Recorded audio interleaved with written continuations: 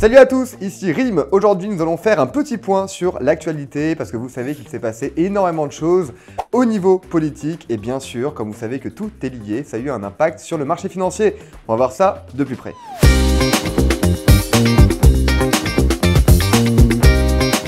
Première actualité, évidemment, on est obligé de parler de Joe Biden. Joe Biden a fait énormément d'incohérences ces derniers temps, je ne sais pas si vous l'avez suivi. Première incohérence qu'il a fait, il a dit, je cite, qu'il était très fier d'avoir été la première femme noire à servir un président noir aux États-Unis.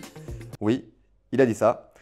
Et c'est pas fini, puisque lors justement de sa conférence de presse pour le sommet de l'OTAN, il a introduit Zelensky, du coup président de l'Ukraine, en disant « Je vous laisse maintenant avec le président Poutine ».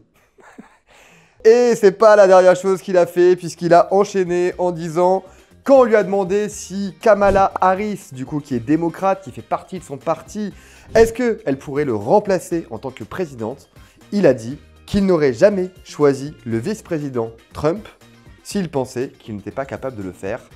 Donc voilà, Joe Biden a dit énormément d'incohérences, donc forcément sur les marchés financiers et sur le marché, même au niveau politique, au niveau mondial finalement, on se demande s'il a vraiment les compétences pour arriver à garder son rôle de président. Et vous le savez, nous sommes en pleine période électorale du côté des États-Unis, puisqu'il y aura les élections qui vont arriver en octobre.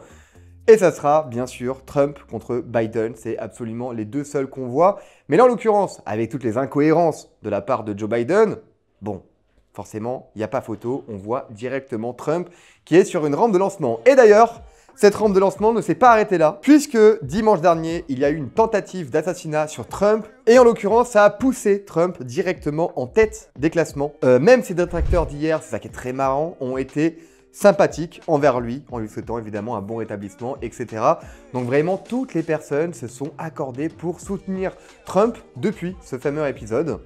D'ailleurs, vous pouvez voir à l'écran actuellement l'image évidemment qu'il a sorti avec son poing levé, avec le drapeau américain, une image qui a fait le tour du monde, bien sûr, je pense que vous aussi vous l'avez vu. Et ça on peut dire quand même que c'est de l'art et ça est probablement une image qui va rester longtemps dans les annales, à l'image évidemment de la photo de 1989 avec le soldat face au char, mais que vous connaissez aussi probablement. Donc évidemment le marché a été un petit peu choqué lors de l'attaque sur Trump. Il faut savoir évidemment que la plupart du temps quand il y a une mauvaise nouvelle, donc un attentat, une guerre, etc. Ça ne dure pas très longtemps. La plus longue période en fait de baisse qu'il y a eu sur les marchés américains avant de revenir au niveau habituel est Pearl Harbor et ça a pris 307 jours avant de revenir au niveau d'antan. Le Koweït par exemple c'était 180 jours et Kennedy, donc quand même un assassinat d'un président, c'était uniquement 2 jours pour que finalement le marché se remette d'aplomb. Malgré les événements dramatiques et le début de la convention nationale républicaine où Trump a été nommé évidemment et a choisi son premier ministre, J.D. Vance.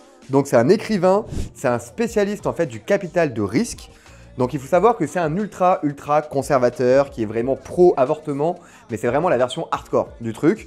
Il y a quelques mois, il faut savoir qu'il détestait Trump, le qualifiant d'Hitler américain, le qualifiant également de trou du ce n'est pas moi, ce sont ses mots. Mais là, décidément, il a décidé de se dire « Non, mais finalement, c'est pas un mec qui est si méchant que ça. J'ai peut-être été un peu extrême au niveau de mes propos. Donc, je vais l'accompagner, je vais le soutenir et je vais accepter, du coup, le poste de vice-président. » Donc bon, c'est quand même assez marrant que quand il y a des jeux de pouvoir, forcément, les gens ont tendance quand même à rapidement retourner leur veste. Enfin bon, c'est ce que j'en dis. Voilà, et donc il faut savoir que tous ces événements-là, en fait, ont embrasé le Trump Trade. Mais du coup, qu'est-ce que le Trump Trade? C'est en fait une politique qui va être évidemment beaucoup plus libérale. C'est en faveur de baisser les impôts pour les ultra-riches, de vendre les obligations long terme, de baisser le yield curve, d'acheter des actions, du bitcoin, du dollar.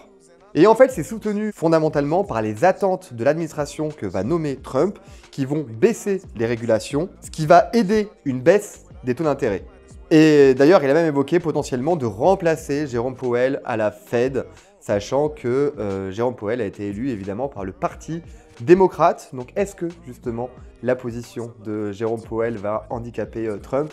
Évidemment, on va le découvrir une fois qu'il sera élu, s'il est élu. Ce n'est pas fini, c'est aussi de taxer les importations étrangères. Bref, c'est de pousser l'économie américaine. C'est ça le Trump Trade. D'ailleurs, ce qui est assez marrant, c'est qu'on voit qu'évidemment Trump est pro-armement et contre l'énergie solaire. Et je sais pas si vous avez remarqué, pour ceux qui s'intéressent évidemment un petit peu à la bourse, toutes les actions, toutes les entreprises cotées en bourse au niveau de l'énergie solaire ont baissé. Par contre, les entreprises d'armement ont vu leur action en fait monter. Donc évidemment, il y a toujours un lien finalement sur tous les événements.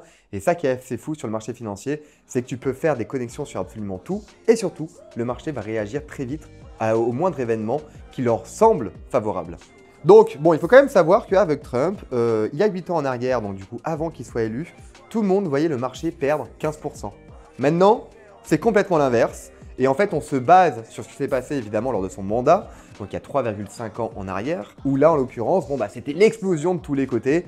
Donc en fait, on repart exactement dans la même dynamique. Donc il y a une énorme euphorie en fait sur le marché actuellement. C'est la fin de la vidéo. N'hésitez vraiment pas à nous faire vos retours dans les commentaires pour savoir si ça vous a plu, ce petit point d'actualité. Si c'est le cas, on essaiera de vous présenter ça tous les mois.